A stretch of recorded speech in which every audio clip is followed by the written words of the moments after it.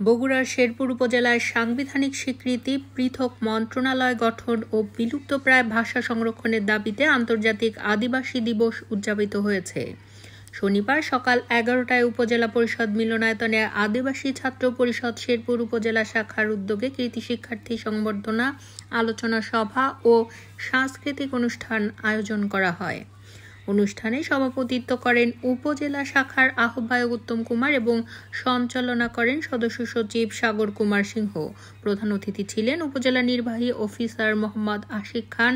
বিশেষ অতিথি ছিলেন জাতীয় আদিবাসী পরিষদ বগুড়া জেলা কমিটির সভাপতি শ্রী সন্তোষ সিংহ বাবু।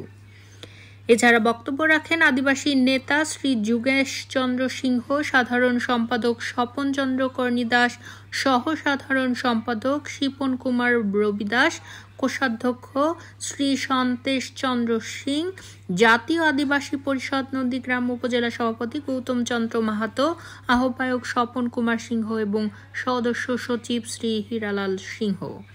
অনুষ্ঠানে উপজেলায় বসবাসরত প্রায় 40 জন আদিবাসী শিক্ষার্থীকে কৃতিত্বের স্বীকৃতি হিসেবে ক্রেস্ট প্রদান করা হয়।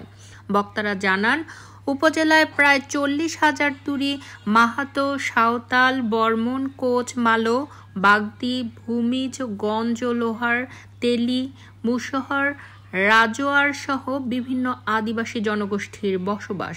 এসব জনগোষ্ঠীর ভাষা সংরক্ষণ ও সরকারি গেজেটে অন্তর্ভুক্তি জরুরি বলে তারা দাবি জানান। আদিবাসী শিশু কিশোরদের অংশগ্রহণে সাংস্কৃতিক পরিবেশনার মাধ্যমে কর্মসূচি শেষ হয়।